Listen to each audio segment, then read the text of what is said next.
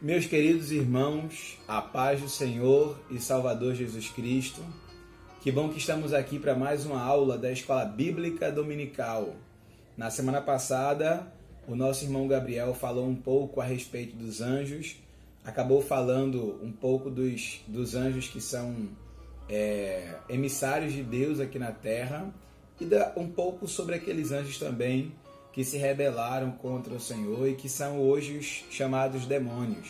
Hoje, o foco da nossa aula será exatamente sobre o chefe dos demônios, que é o diabo, também chamado de Satanás, e há outros nomes que se usa para intitular essa força espiritual da maldade, que é um ser pessoal, não é apenas uma força, é um ser pessoal, tal como nós vimos que os anjos são seres pessoais. Eu peço que você, por favor, abra a sua Bíblia no Evangelho de Mateus, no capítulo de número 4. Faremos a leitura do versículo 1 até o versículo de número 11. É importante que você acompanhe na sua casa. Mateus, capítulo 4, do versículo 1 ao versículo de número 11. A Bíblia diz assim: Então foi conduzido Jesus pelo Espírito ao deserto para ser tentado pelo diabo. E tendo jejuado 40 dias e 40 noites, depois teve fome. E chegando-se a ele o tentador, disse: Se tu és o Filho de Deus, manda que estas pedras se tornem pães. Ele, porém, respondendo, disse: Está escrito, nem só de pão o homem viverá, mas de toda a palavra que sai da boca de Deus. Então o diabo o transportou à cidade e colocou-o sobre o pináculo do templo, e disse-lhe: Se tu és o Filho de Deus, lança-te daqui abaixo, porque está escrito: Aos seus anjos dará ordem ao teu respeito, e tomar-te-ão nas suas mãos, para que nunca tropeces em alguma pedra.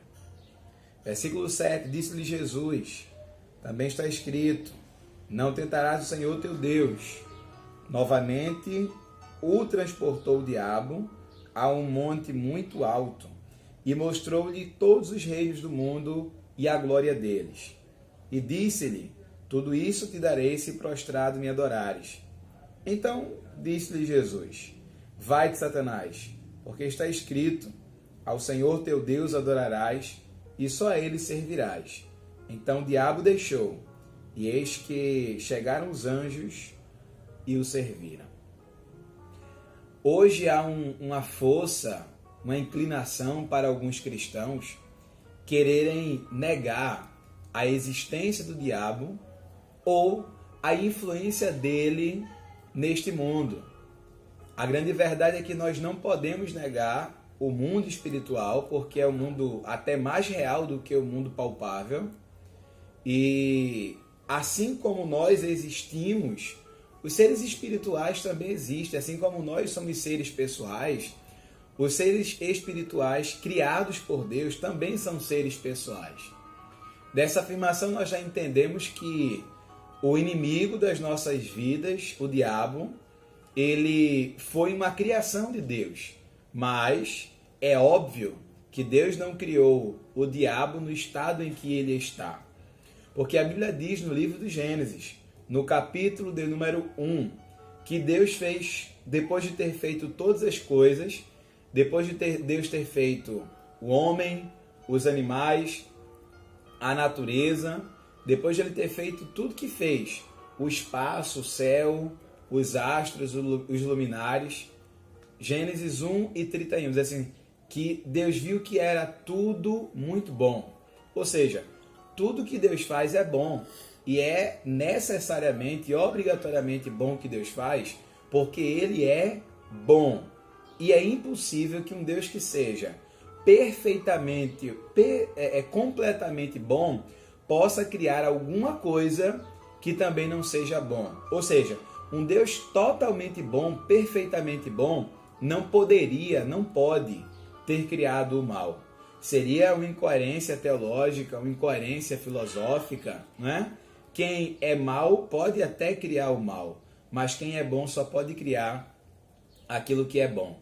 Então a gente entende que a criação dos anjos ela é anterior à criação dos anjos, e tal como a criação dos anjos é anterior à criação dos homens, anterior, quem sabe, também à criação da terra, e assim como tudo que Deus fez aqui era bom, Deus também fez os anjos, e tudo que Deus fez nessas regiões celestiais também é bom, indiscutivelmente, inegavelmente. Agora, se Deus criou um ser bom, como é que este ser se transformou no inimigo de Deus?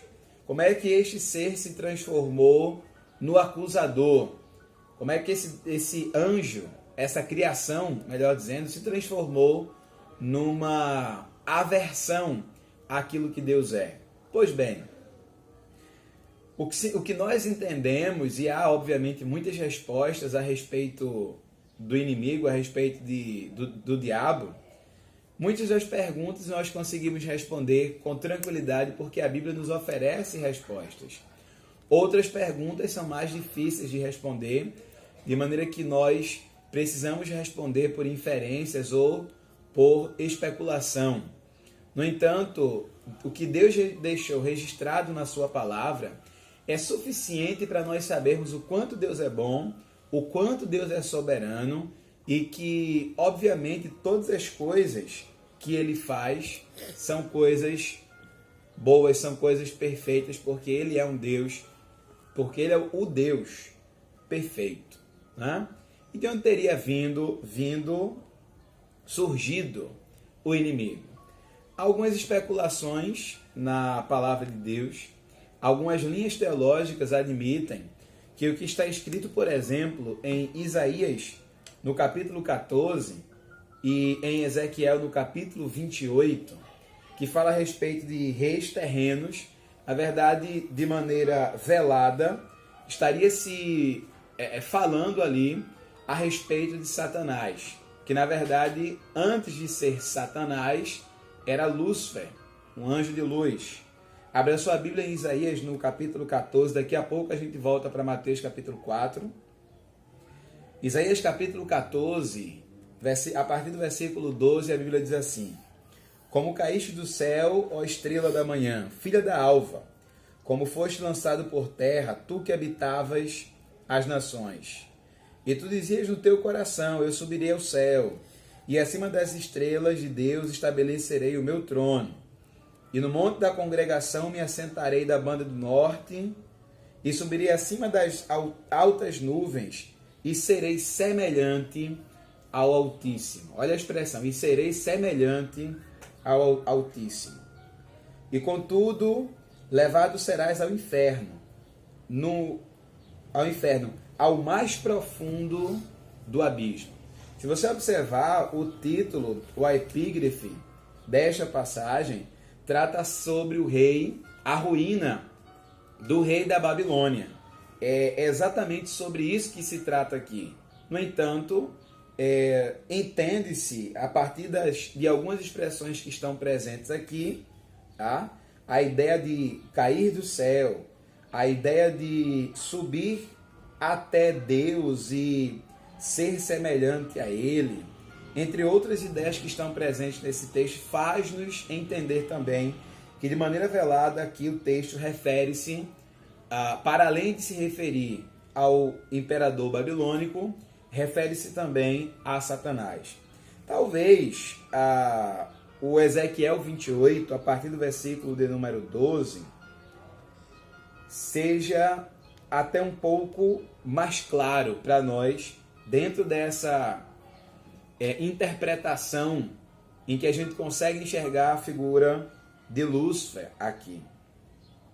Ezequiel capítulo 28, versículo 12, diz: Filho do homem, levanta-te, levanta a lamentação contra o rei de Tiro e diz-lhe, e aí vem a lamentação, olha a lamentação ao rei de Tiro. Assim diz o Senhor Jeová: Tu és o aferidor da medida, cheio de sabedoria e perfeito em formosura. Olha a ideia de perfeição sendo falada aqui, perfeito em formosura. Estavas no jardim de Deus. Jardim de Deus. Nós seremos novamente, quando Jesus voltar, colocados em um jardim que será o jardim de Deus, obviamente no céu. Toda pedra era a tua cobertura, a sardônio, o topázio, o diamante, a turquesa, a ônix, a jaspe, a safiro, o carbuço, o esmeraldo e o ouro, e as obras dos teus tambores, pífaros, estavam em ti. Então veja que várias pedras preciosas aparecem aqui, pedras que também aparecem descritas na Cidade Santa, na visão que o João viu e que está registrada no final do livro do Apocalipse. Então, estavas em ti, então havia nele música. No dia em que foste criado, foram preparados para ti, como se de fato este querubim aqui fosse alguém ligado a essa área musical. 14. Tu eras querubim ungido para proteger, e te estabeleci no Monte Santo de Deus estavas. No meio das pedras afogueadas andavas. Perfeito eras nos teus caminhos, desde o dia em que foste criado. Olha a expressão. Perfeito eras nos teus caminhos, desde o dia em que foste criado. Se fosse simples e puramente uma expressão a respeito do rei de Tiro, essa ideia de perfeição certamente não poderia ser atribuída aqui. Então, versículo 15. Perfeito eras em teus caminhos, desde o dia em que fosse criado, até que se achou iniquidade em ti. Na multiplicação do teu comércio, se encheu o teu interior de violência e pecaste, pelo que te lancei profanado fora do monte de Deus, e te farei perecer, ó querubim protetor, entre as pedras afogueadas. Elevou-se o teu coração por causa da tua formosura, corrompeste a tua sabedoria por causa do teu resplendor. Por terra te lancei, diante dos reis te pus, para que olhem para ti. Enfim, até o versículo 19, nós acabamos aqui encontrando expressões que, de fato, não parecem se referir a um rei humano. No entanto, a despeito dessas discussões, que são obviamente muitas discussões sobre se esses textos aqui se referem única e exclusivamente a reis terrenos, ou se de fato se refere também a Lúcifer, que era um anjo de luz, que assistia diante de Deus e que depois, por se multiplicar a sua iniquidade e por ele ter inveja de Deus, foi lançado do lado de cima. Nós, na verdade, não precisamos desse texto para saber ou para ter certeza com relação à traição de um anjo a Deus e a oposição que esse anjo passou a fazer ao nosso Pai. O próprio Jesus Cristo disse que viu a Satanás cair do céu como um raio. Há inúmeras referências na Bíblia que nos falam a respeito de Satanás, desse anjo da maldade. Na verdade, no Antigo Testamento, são poucos os livros que tratam sobre Satanás com os seus muitos adjetivos, não é? Há, na verdade, muitos nomes atribuídos ao inimigo. Por exemplo, aqui no capítulo 4 de Mateus, do versículo 1 ao 11, há 3 expressões que são referências ao inimigo, que é diabo. A gente encontra isso no versículo 1, Mateus 4 e 1, no versículo 8, tá? De Mateus 4 e também no versículo de número 11. 3 expressões chamando esse ser de diabo. No versículo 3, ele é chamado de o tentador, porque o tentador chega-se para tentar a Jesus. No versículo de número 10, Jesus diz assim: vai-te, Satanás. Ou seja, tentador, diabo, Satanás. Essas 3 expressões são usadas aqui para este ser que é o chefe dos demônios, tá? Dentre os demônios há hierarquia, e na hierarquia Satanás, que possivelmente era chamado de Lúcifer, nestes outros textos que eu acabei de ler aqui, o anjo de luz, tornou-se o inimigo de Deus e passou a ser o chefe dos demônios. Nós encontramos outras expressões que na verdade apontam para esse ser da maldade. Por exemplo, em Mateus no capítulo 24, no capítulo 12, versículo 24, os antigos ali entendiam que Beuzebu era o príncipe dos demônios, era aquele que governava os demônios, e quiseram dizer que Jesus fazia os milagres sendo usado exatamente por este que era o príncipe dos demônios. Em 2 Coríntios, no capítulo 6 e no versículo 15, o apóstolo Paulo nos falou sobre Belial. Belial ali também aparece como sendo este ser espiritual da maldade, e Belial significa imprestável, tá? Em Apocalipse, no capítulo 9, no versículo 11, o diabo ali aparece sob o nome de Destruidor. Em Efésios, capítulo 6, versículo 16, o inimigo é identificado como maligno. Então, todos esses nomes, Satanás, diabo, destruidor, acusador, adversário, são nomes atribuídos ao inimigo de Deus, que também é o nosso inimigo. Isso é inegável. Observe que quando Jesus estava sendo tentado aqui, o diabo estava tentando Jesus de uma maneira como ele sempre faz, uma maneira muito astuta, tá? De uma maneira muito astuta. Ele sabia que Jesus estava jejuando no deserto e estava lá exatamente para isso, para fazer o seu jejum. E obviamente Jesus, enquanto ser humano, que também era 100% homem, além de ser Deus, ele estava com fome, precisava se alimentar, tá? E o diabo, sabendo disso, chegou-se até Jesus para o tentar. E na primeira tentação, o que é que o diabo faz? O diabo apresenta pedras a Jesus e diz assim: se tu és o Filho de Deus, transforma essas pedras em pães. E aí, aquilo que o diabo estava oferecendo aqui era o que Jesus estava precisando naquele momento, de alimento, pois estava com fome. E Jesus rebateu a palavra do inimigo e disse assim: está escrito, nem só de pão viverá o homem, mas de toda palavra que sai da boca de Deus. Veja que Jesus usou a palavra para rebater uma fala do diabo. O diabo, com muita astúcia, numa outra oportunidade, eu acredito que depois de alguns dias, chegou-se novamente para tentar a Jesus. E olha o que é que o diabo faz aqui. Ele transporta Jesus para a cidade santa, para Jerusalém, e o coloca em cima do pináculo do templo e diz assim, ó: se tu és o Filho de Deus, lança-te daqui abaixo. O diabo querendo colocar dúvidas em Cristo, querendo colocar dúvidas. Se tu és o Filho de Deus, lança-te daqui abaixo. A gente precisa lembrar que essa expressão foi ouvida pelas pessoas por ocasião em que Jesus estava sendo batizado, né? Jesus estava sendo batizado e ouviu-se uma voz do céu que dizia: este é o meu filho amado, em quem tenho prazer. E aí o diabo, logo na sequência, tenta colocar dúvidas na mente de Jesus. Assim como Satanás fez com Jesus, ele faz com a gente também. Ele tenta colocar dúvidas na nossa mente. A Bíblia diz claramente que ele é o pai da mentira, que não há verdade nele, que ele nunca se firmou na verdade. Então é por meio de mentiras que ele vai tentar convencer as pessoas de que elas não são servos de Deus, de que elas não são filhos de Deus, de que elas não servem para servir a Cristo.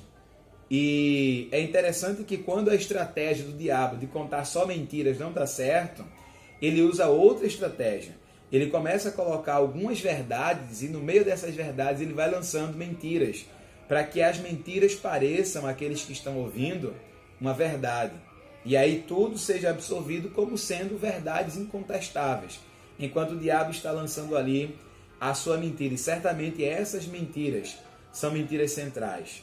O inimigo começa influenciando as pessoas, soprando nos seus ouvidos para que elas cometam pecados. A princípios, pecados que são entendidos ou julgados como sendo pecados menores, e aqueles pecados vão ficando cada vez maiores, de maneira que a pessoa, o ser humano, não consegue mais se controlar. E aí, este homem, esta mulher, já passa a estar sob o total domínio do mal. Como é que a gente se livra do diabo? A Bíblia diz: resisti ao diabo e ele fugirá de vós. É preciso resistir à tentação que o diabo provoca. O diabo provoca, nesse caso aqui, estava provocando tentação de maneira pessoal. Mas às vezes ele usa os demônios, ele envia os demônios para provocarem a tentação.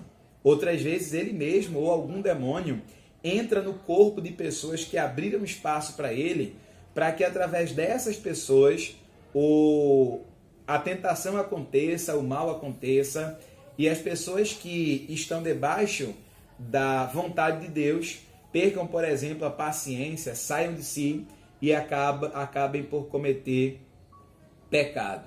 Há uma diferença muito grande entre as pessoas que estão no mundo, que não são ainda cristãs, as pessoas que estão no mundo e o diabo.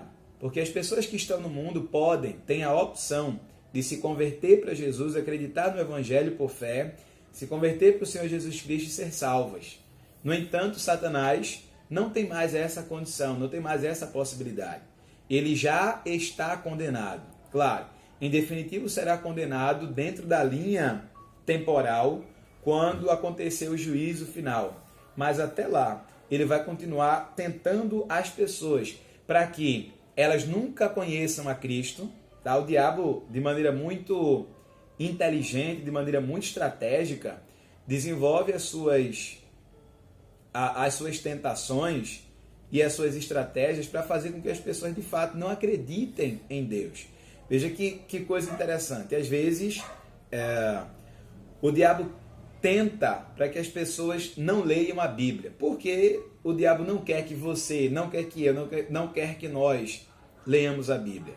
Porque sendo ele o pai da mentira e a palavra de Deus sendo a verdade, ele não quer que nós descobramos a verdade a respeito de Deus e a respeito dele, a respeito de quem Deus é e a respeito de quem ele é. Ele quer que as pessoas continuem no marasmo, sem saber que adorando, por exemplo, a pessoas ou a imagens, estão na verdade adorando a ele, que está por trás de todo tipo de idolatria. Eu vou repetir isso aqui. Satanás está por trás de todo tipo de idolatria. Algumas vezes a gente nem percebe, mas filhos idolatram os pais idolatram os filhos, algumas pessoas idolatram o seu dinheiro ou o seu trabalho, idolatram alguma coisa, de maneira que quando, por exemplo, acontece uma tragédia, morre uma pessoa, o indivíduo perde o emprego, é como se ele tivesse perdido de fato o sentido da sua vida. E aí enlouquece, se suicida, porque colocou naquela coisa ou naquela pessoa o centro das suas emoções. Ou seja, fazia daquela pessoa ou daquela coisa, o emprego, por exemplo, o seu altar. De maneira que é importante nós entendermos que por trás de qualquer idolatria está o inimigo de Deus, que é claramente o nosso inimigo, Satanás. Nós temos aqui uma coisa para entender. Perceba, o inimigo de Deus não quer que você leia a Bíblia. Se por acaso você lê a Bíblia, ele vai fazer de tudo para que você não entenda, colocando distrações, ruídos na comunicação de Deus para contigo. Caso você leia e entenda a Bíblia, Satanás vai tentar fazer de todas as maneiras com que você não creia no que está escrito. Caso você creia no que está escrito, ele vai fazer de tudo para que você não pratique aquilo que você creu. Então, e ele vai usar, obviamente, muitas estratégias para tentar fazer com que isso aconteça, tá? Muitas vezes o diabo nega uma mentira com outra mentira, para que a segunda mentira pareça verdade. Outras vezes ele apresenta algo ruim com aparência de bom e apresenta algo bom com aparência de ruim. Desculpe-me, muitas vezes ele apresenta algo ruim com aparência de bom e algo ruim com aparência de ruim, para que as pessoas escolham o ruim, escolham o mal, só porque tem aparência de bom. O diabo vai usando essas estratégias e é preciso que nós estejamos atentos a ele. Olha como ele é astucioso.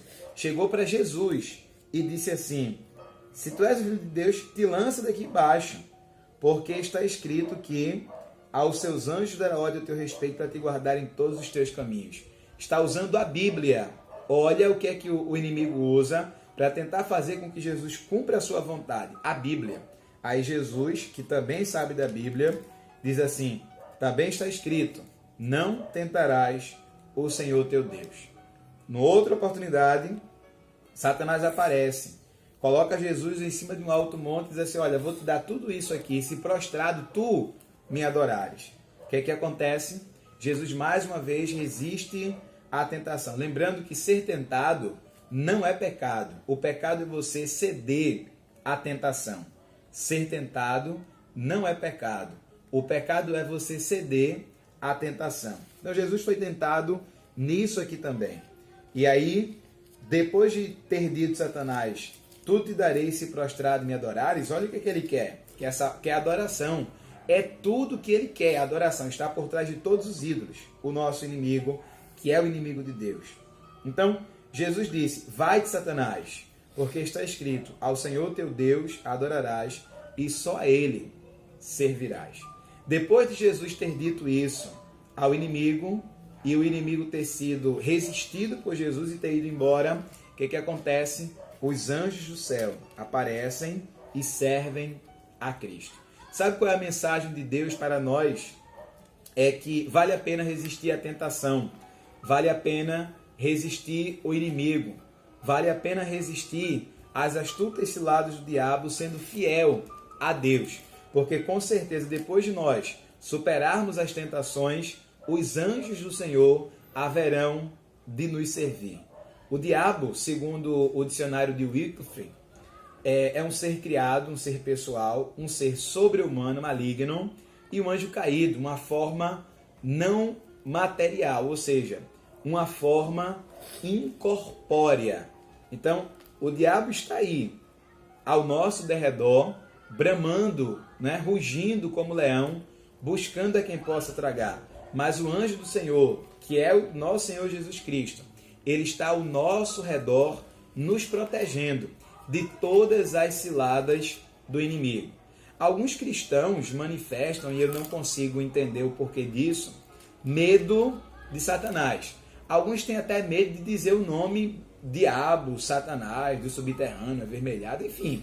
Tem medo de dizer esse nome, né? Porque entendem que isso pode atrair coisas negativas, pode atrair maldades, enfim.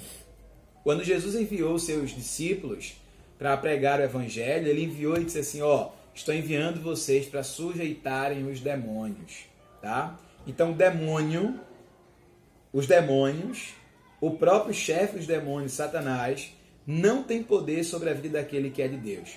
Porque, como diz a Bíblia, palavra do nosso Senhor Jesus Cristo, em 1 João, no capítulo 5, versículos 18 e 19, né? Sabemos que todo aquele que é nascido de Deus não peca, mas o que de Deus é gerado conserva-se a si mesmo. O maligno não lhe toca. Sabemos que somos de Deus e que todo o mundo está no maligno. Ou seja, todo mundo está no maligno, subjugado pelo mal. Satanás é o príncipe deste século. O mundo jaz no maligno. Mas nós, mesmo estando no mundo, não estamos sobre o domínio, sobre o controle do inimigo. Estamos sob o controle de Deus. Deus habita em nós e, claro, o maligno não pode nos tocar. A missão de Jesus, quando veio aqui na terra, foi desfazer as obras do inferno. A palavra de Deus, ainda em 1 João, no capítulo 3, no versículo 8, diz-nos que o Filho de Deus se manifestou, Jesus se manifestou para desfazer as obras do diabo, para desfazer as obras do inimigo. Satanás tem poder e isso nós, obviamente, não podemos negar. No entanto, Jesus Cristo, nosso Deus, tem todo o poder. É o Todo-Poderoso. Satanás não é onisciente, não é onipresente, não é onipotente, não é eterno, tá? E o nosso Deus possui todas essas características. E é esse Deus que está ao nosso lado, é esse Deus que nos protege. O inimigo vai sempre querer colocar dúvidas na mente do ser humano sobre a salvação, sobre a fé, sobre o próprio Deus, sobre a veracidade da Bíblia, sobre o juízo de Deus e sobre a vida eterna também. Mas ele já está derrotado em nome de Jesus, o nosso Senhor. Que Deus te abençoe, que Deus abençoe a tua vida, e que nós possamos estar mais uma vez aqui na semana que vem, juntos, para aprender a palavra do Senhor. Deus te abençoe.